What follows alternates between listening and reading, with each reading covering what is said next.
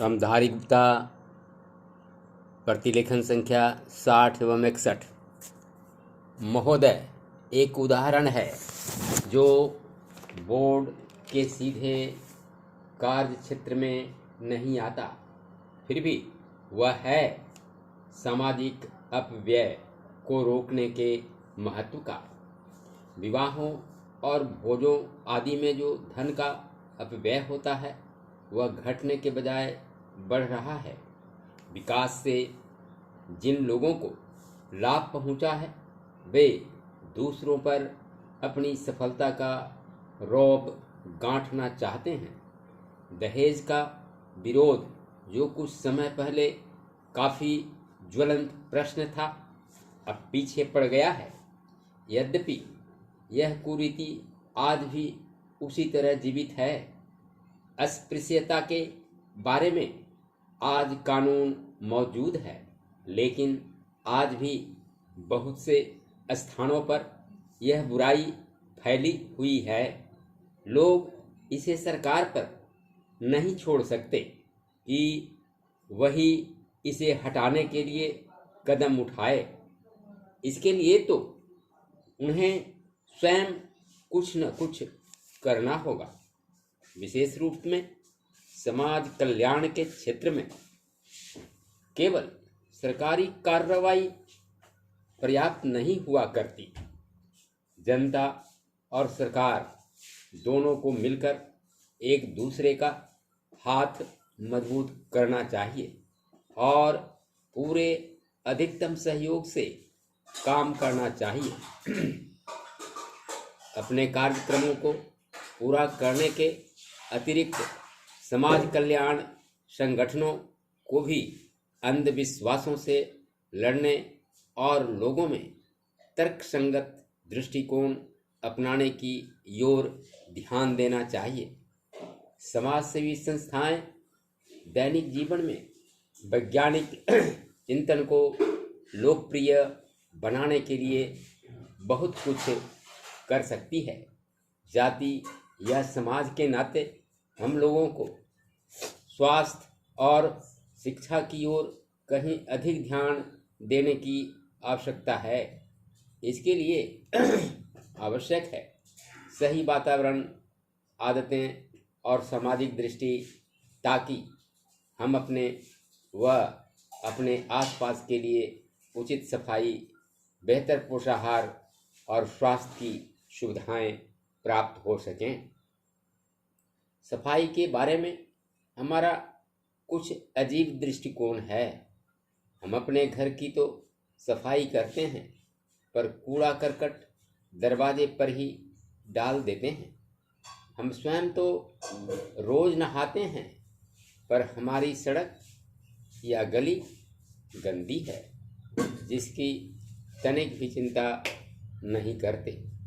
बड़े शहरों में और उन इलाकों में भी जहां पढ़े लिखे और खाते पीते लोग रहते हैं, कूड़ा करकट जमा रहता है और कोई इसकी परवाह नहीं करता।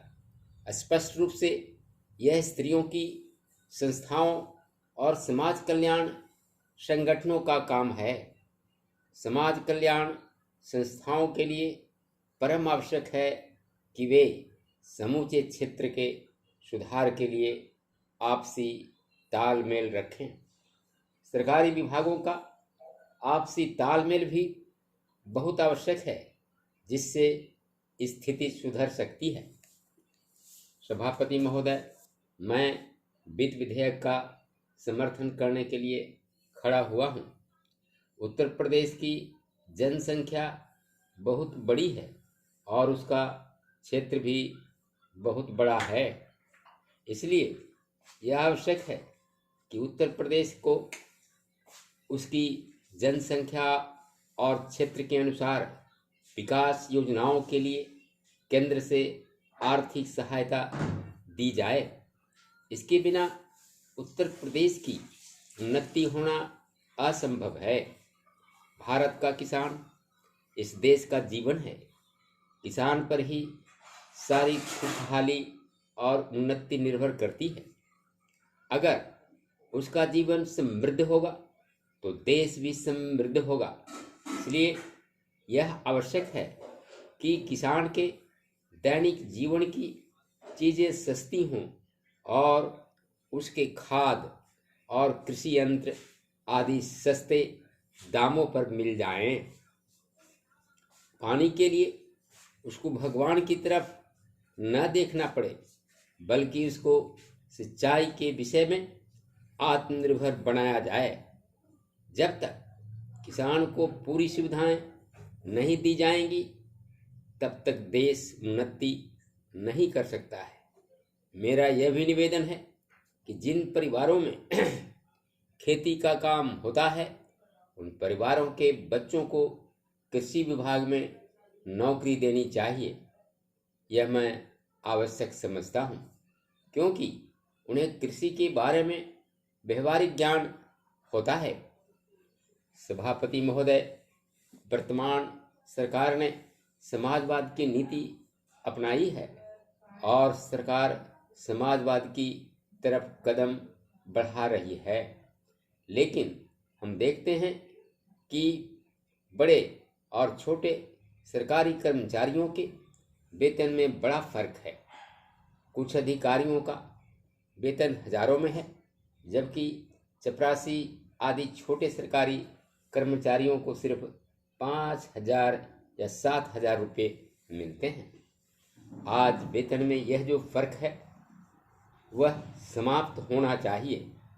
मेरा निवेदन है कि सरकारी कर्मचारियों के वेतन में बहुत ज़्यादा का अंतर नहीं होना चाहिए। तभी हम कह सकते हैं कि हिंदुस्तान में समाजवाद है। किसान की रोजाना के उपयोग की चीज़ें बहुत महंगी होती जा रही हैं। देश में महंगाई दिन प्रतिदिन बढ़ रही है और सारे देश में बेचैनी फैली हुई है। इस बढ़ती हुई महंगाई को रोकना आवश्यक है, नहीं तो देश में क्रांति हो जाएगी। आप इस सच्चाई को छिपा नहीं सकते कि आज देश में चारों तरफ बड़ा असंतोष है और लोग बड़ी आशा से हमारी तरफ देख रहे हैं, लेकिन महंगाई हमारे नियंत्रण से बाहर होती चली जा रही है। देश में काले धन की बड़ी चर्चा की जाती है, उसको निकालने के लिए बड़े प्रयत्न किए गए हैं,